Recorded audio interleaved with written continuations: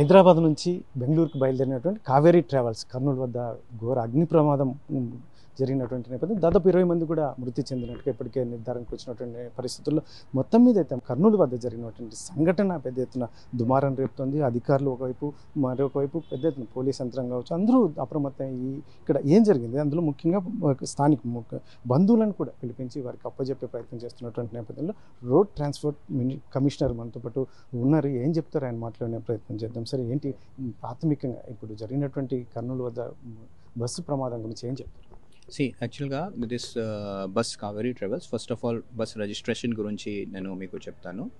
So bus 2018లో కొనినాక 2018లో RTO మేడ్చల్లో ఇది నమోదు చేశారు, రిజిస్టర్ చేసిన అప్పుడు వేరే కంపెనీలో ఈ బస్సు ఉండేది. 2023లో ప్రస్తుతం ఉన్న ఓనర్ దగ్గర వచ్చింది, వెమూరీ ట్రావెల్స్ దగ్గర.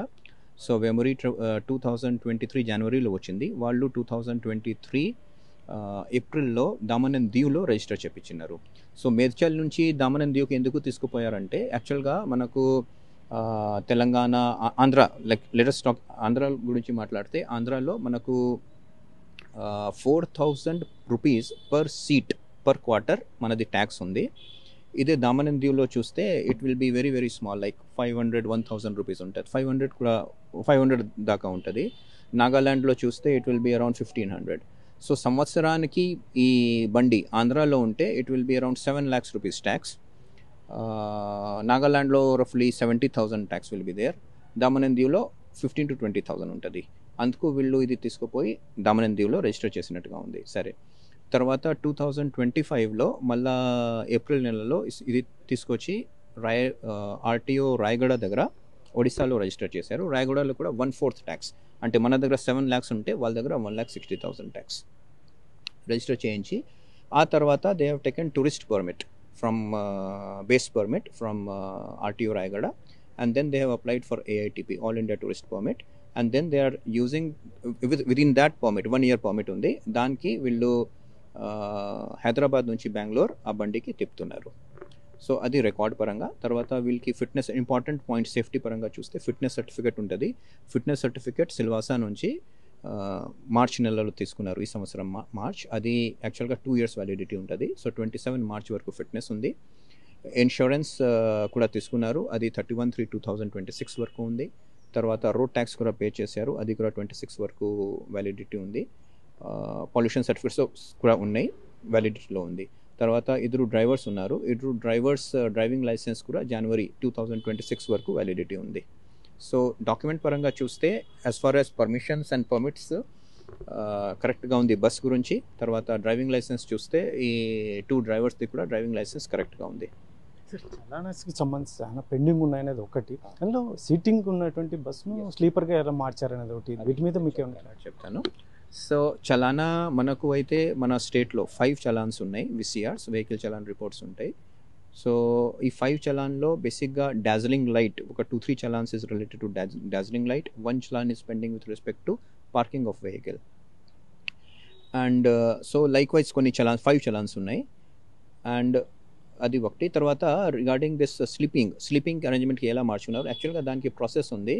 ఇది బేసిక్గా బేస్ బస్ వచ్చేస్తుంది, దానికి బాడీ బిల్డింగ్ చేస్తారు. బాడీ బిల్డింగ్ చేయడానికి మనకు ఒక ఇన్స్టిట్యూట్ ఉంది ఇండియాలో, అది accredited institute, automotive research association of India.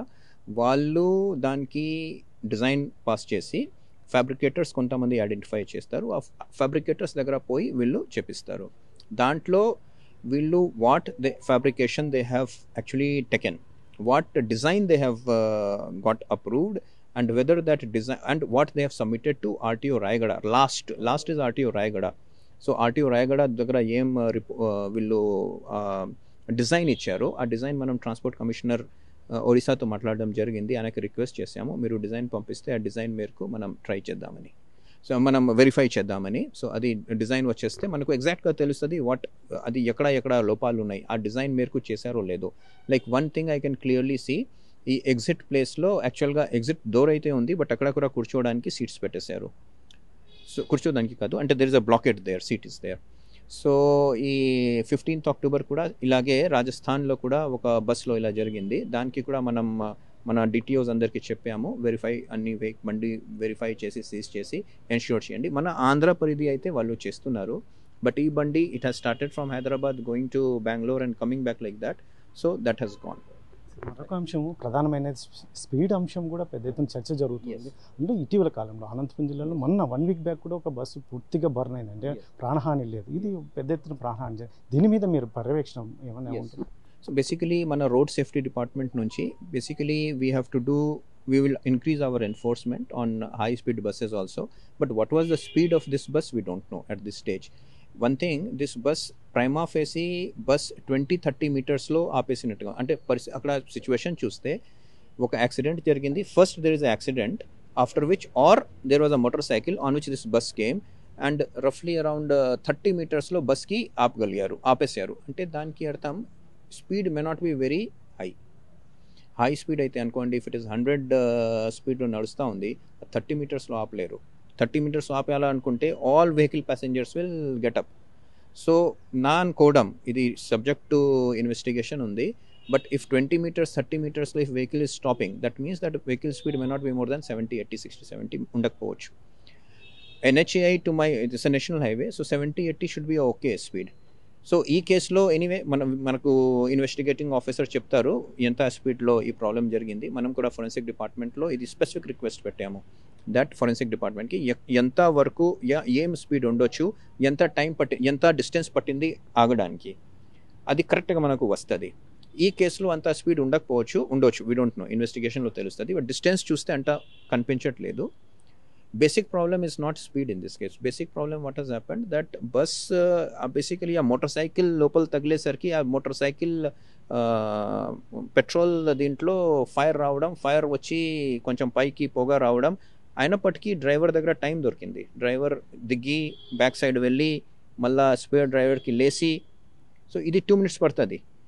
So 2 minutes time అయితే ఉన్నింది, 3-4 minutes టైం ఉన్నింది దీంట్లో. అందుకు 22 members బయటికి రాగలిగారు. But anyway speed 2 parts. 1, ఈ కేసులో స్పీడ్ ఎంత ఉన్నిందో తెలుస్తుంది. జనరల్గా కూడా మనం స్పీడ్ కంట్రోల్ చేయడానికి మనం NHAIతో పాటు నేషనల్ హైవేస్లో, స్టేట్ హైవేస్లో మన R&Bతో పాటు తర్వాత పోలీస్ డిపార్ట్మెంట్తో పాటు మనం చర్య తీసుకుంటున్నాము. ఇంకా దానికి చెక్స్ అవి పెంచుకుంటాం. మరొక అంశం సార్, 2-wheeler అనేది వచ్చి ముందు 2-wheeler వచ్చి తగిలిందా, అంటే బస్సు, ఎందుకంటే బస్ కిందకి 2-wheeler వెళ్ళడం అనే అంశం మీద మీరు ఏమైనా? అది యాక్చువల్గా we don't know, but specifically ఇది కూడా మనం చెప్పడం జరిగింది. ఇప్పుడు మీటింగ్ జరిగింది, ఆ మీటింగ్లో స్పెసిఫికలీ మనం డైరెక్టర్ ఆఫీసర్ గారికి ఇదే చెప్పాము. ఈ యాక్చువల్గా ఈ whole origin of the problem is 2-wheeler. So ఎక్కడ నుంచి ఇది వచ్చింది, అది పక్కా ఉన్న టోల్ ప్లాజాలో కొంచెం 1 or 2 hours అట్లా ఆలోచన చేస్తే, అలా కొంచెం నోట్ చేస్తే తెలుస్తుంది 2-wheelers ఎక్కడ నుంచి వచ్చింది అండ్ ఏం డైరెక్షన్ నుంచి వచ్చింది, అవి అన్నీ కరెక్ట్గా మనకు తెలుస్తుంది. సో 2-wheelers ముందు 2-wheelers అలానే అట్లా ఉంది, అది డ్రైవర్ చెప్పడం. బట్ నేనంతే పూర్తిగా అది నమ్మట్లేదు. Maybe this bus only hit the 2-wheeler, we don't know, అది ఇన్వెస్టిగేషన్లోనే తెలుస్తుంది. కర్నూలులో జరిగినటువంటి బస్ యాక్సిడెంట్కి సంబంధించి road and transport commissioner Manish Kumar Sinha చెప్తున్నటువంటి విషయం ఒకటే, ఏదైతే ఉందో ఈ మొత్తం అంశాలన్నీ కూలంకషంగా పరిశీలించి, ముఖ్యంగా ఏదైతే ఉందో స్పీడ్ మీద అనేది మనం పూర్తిగా మనకి ఏ స్పీడ్లో వెళ్తున్నాడు ఏంటి అనేది కూడా కరెక్ట్గా మనకి ఎంక్వైరీలో తేలుతుంది. ఎందుకంటే ముఖ్యంగా 2-wheeler అనేది ఎక్కడి నుంచి వచ్చింది, మధ్యలో వచ్చిందా లేదంటే ముందు వెళ్తుందా, ఇది కూడా కొంచెం మా టీం అంతా కూడా డిస్కషన్ చేసాం. ఎందుకంటే అది ఒకవేళ తగిలి ఉంటే పక్కకి వెళ్ళిపోయి పడిపోయి ఉండాలి, కానీ కిందికి వెళ్ళింది అంటే ఏం జరిగింది అనేది కూడా కూలంకషంగా పరిశీలిస్తున్నాం. ముఖ్యంగా ప్రైవేట్ ట్రావెల్స్కి సంబంధించిన ఏదైతే ఉందో ఫ్యాబ్రికేటెడ్ విషయంలో కూడా ఒక చర్చ జరిపే అవకాశం ఉంది అని చెప్తున్నటువంటి నేపథ్యంలో, ముఖ్యంగా ఏదైతే ఉందో ఈ ప్రాణ నష్టం అనేది చాలా పెద్ద ఎత్తున జరిగింది. ఇటువంటివి జరగకుండా, ఎందుకంటే ప్రైవేట్ ట్రావెల్స్కి సంబంధించి ఈ మిడ్ నైట్లో అతి ఓవర్ స్పీడ్ అనేది వెళ్తూ ఉంటుంది కాబట్టి వీటి మీద కూడా మేము కూలంకషంగా పరిశీలిస్తున్నాం. మరి మొత్తానికైతే కర్నూలులో జరిగినటువంటి ఈ యాక్సిడెంట్ పైన అతి తొందరలో మాకు ఇన్వెస్టిగేషన్లో పూర్తి వివరాలు వెల్లడించే అవకాశం ఉంటుంది అని చెప్పేసి మనీష్ కుమార్ సిన్హా చెప్తున్నటువంటి నేపథ్యం. కెమెరా పర్సన్ సుధాకర్, చెల్లాకి నాయుడు, RTV, కర్నూలు జిల్లా నుండి. తెలుగులో న్యూస్ కి ఫాస్టెస్ట్ యాప్ ఇప్పుడు టోటల్లీ న్యూ అవతార్లో జస్ట్ 5 seconds లో కంప్లీట్ న్యూస్, సోషల్ మీడియాలో ట్రెండ్స్ కి one stop solution, live TV app, voice search option తో ఇప్పుడే డౌన్లోడ్ చేయండి లేదా అప్డేట్ అయిపోండి. యాప్ లింక్ డిస్క్రిప్షన్ లో ఉంది.